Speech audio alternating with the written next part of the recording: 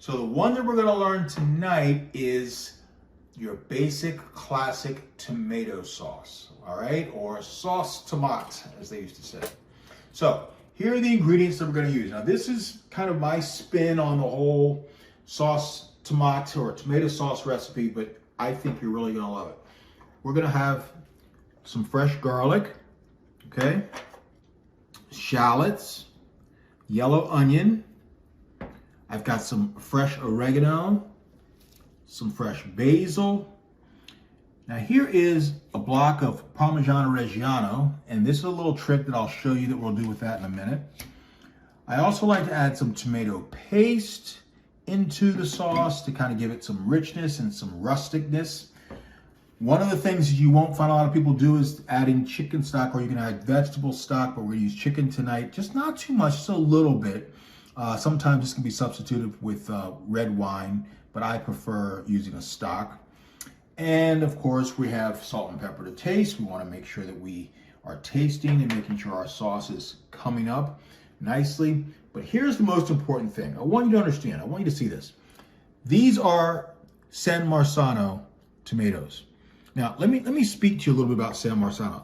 Every can of tomato that you buy at the store, they're not all equal. So I want you to be really, really firm on what you're picking out when you're going to the shelves. You have to get San Marzano. Now, why is that? Well, in southwestern Italy, okay, around where there was a volcano called Mount Vesuvius. And Mount Vesuvius has not gone off, I don't think it's erupted until like 1946. But in any case, when it did, it has created this amazing soil for the farmers. And the tomatoes, for some reason, have this incredible flavor.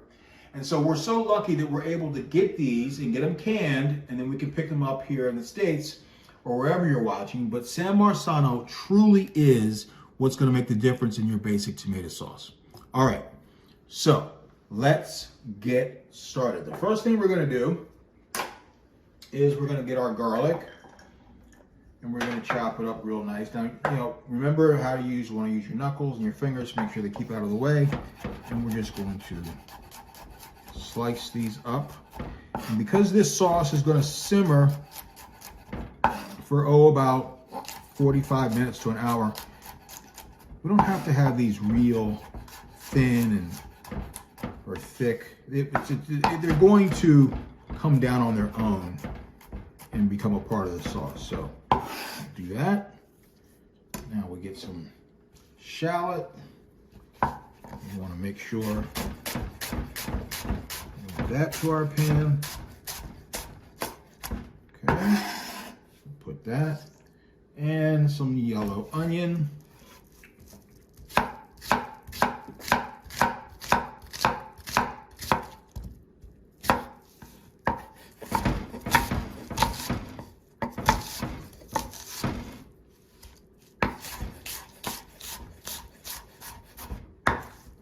And there we go. I think that's a good enough amount of onion.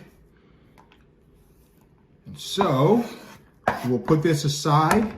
We will get our burner going and we will start creating this sauce. All right, so we're gonna get a nice pan. You can use a saucepan, or depending on how much. We're only using 1 can of the tomato tonight.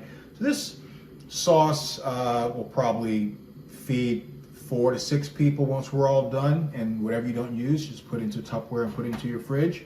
So you can use a sauce pot, you can make large amounts, several cans, but tonight we're going to be using this one here, and we'll always start off with some extra virgin olive oil, put into our pan. And we're going to start with our shallot, garlic, and yellow onion. Now, the key here is we want these not to get brown. We want them to kind of sweat and become translucent. And that's really, really important, because they're going to continue to cook, and I want their flavors and all of their perfume to mold in with the tomato. So you don't want to get them real brown.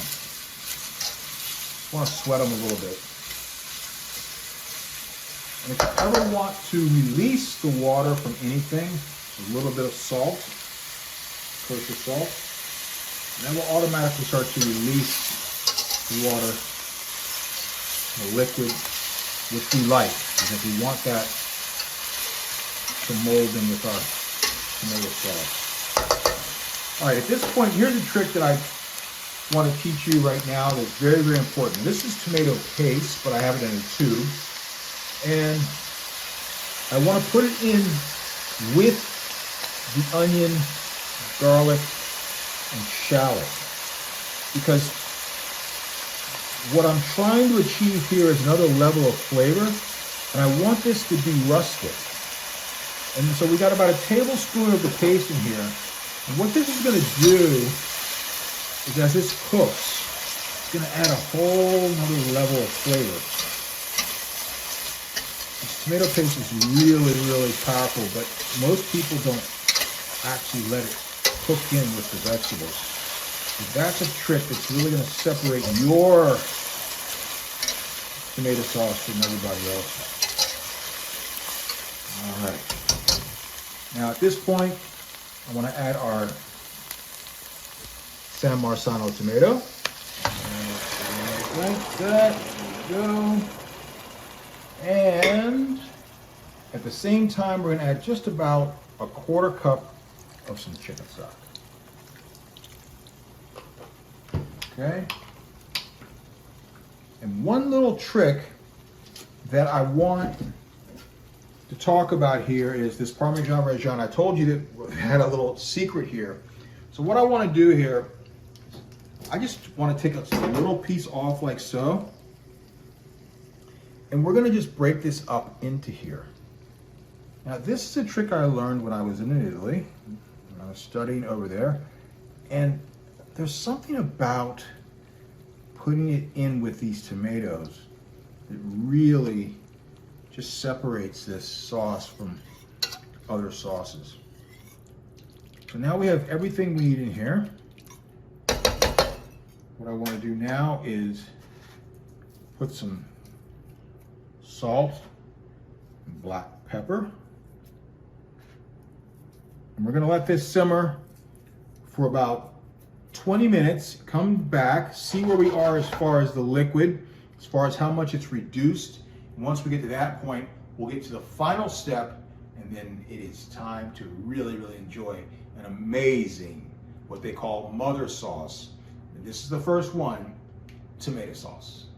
All right, so look, as you can see how thick it's getting and nice, and I like mine chunky. Two things you can do here. One, I like it to be kind of in the chunks like this because I like it to absorb, especially over pasta, which I am going to do a little bit tonight just to show you at the very end. Or you could put this in a blender, or anything or a hand blender, emulsion blender, I think they're called. And if you do that, you'll get that very, very, nice and pure kind of bottled tomato sauce. But I like this because this looks fresh and homemade to me. That's what I like. Now, something else I want to mention to you that I did not bring into this recipe, and that is any sugars, right? No kind of sugar at all, no honey. We don't need any of that. When you taste this, it's so fresh and vibrant, especially with the San Marzano tomato. That is the absolute key. So I'm going to add a little bit of more pepper here as it's reduced down, and a little salt, kosher salt. And we want to see where we are in this process. So always got to give it a little taste.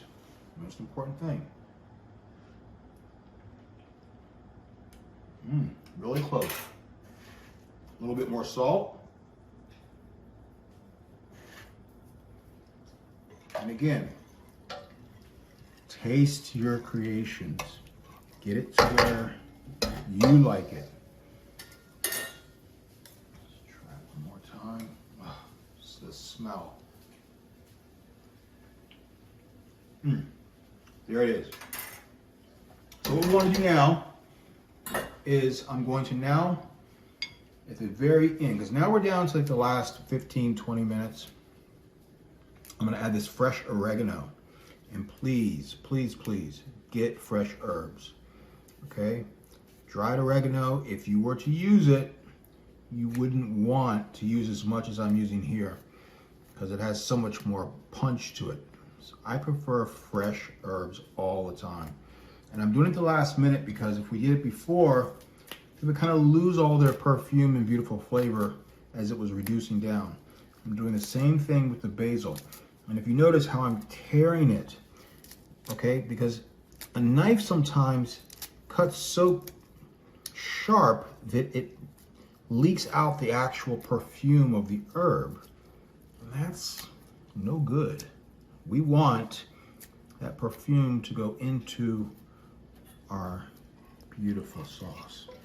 So we're gonna let this go another 10, 15 minutes. I'm gonna cook some pasta while this is going. And at the very end, we're gonna wrap it up all together and we will have finished the amazing first mother sauce or base sauce, tomato sauce. All right, so as you can see, we've finished this beautiful fresh tomato sauce. Look at that.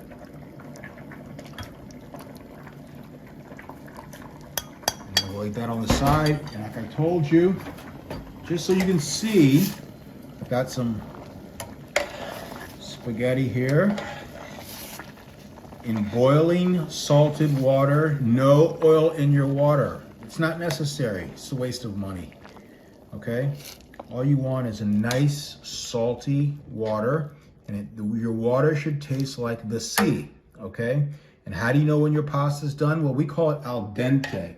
And what does al dente mean? Well, basically, the Latin, everything comes from Latin, right? So dente, what does that refer to? Dental, teeth, to the bite, al dente, to the bite. So you want this to be to the bite. If you overcook your pasta, by the time you add any kind of sauce to it, it's just gonna kind of just become mush. It becomes part of the sauce. The sauce is your condiment, and this is your starch. So we want to make this to the bite, and then you'll finish cooking this in the sauce.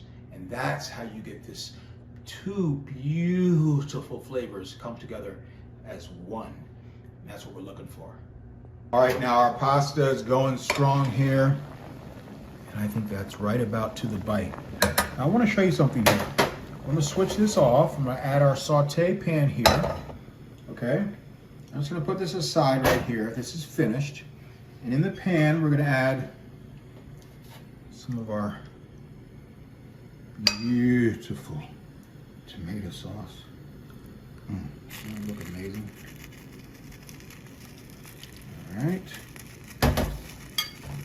Get this going like that. Now what I want to show you is, if you use a strainer to strain your pasta out, put a bowl underneath the strainer, because this pasta water is gold.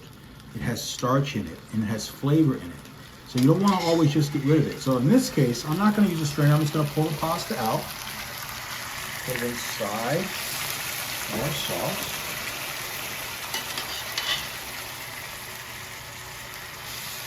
And the key here is, if it reduces down too much, we now have this pasta water that we can add to the pan.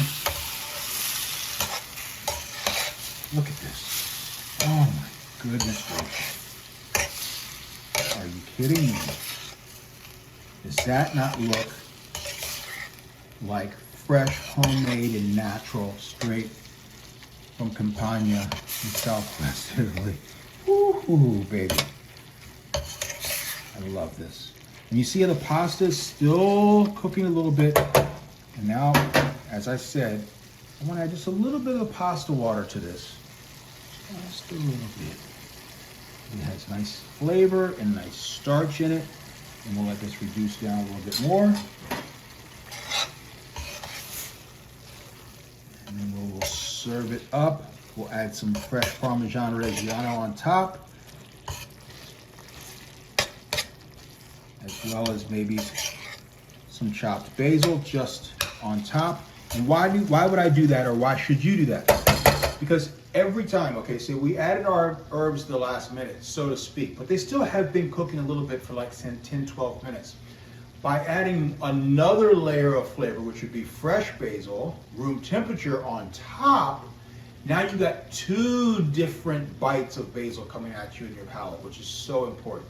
These are the little tricks that are going to help you take your sauce game sky high. Okay, it's come down perfectly now. The last minute, we're going to add, like I said,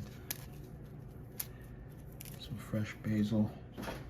We got 2 depths of flavor here, kind of raw as well as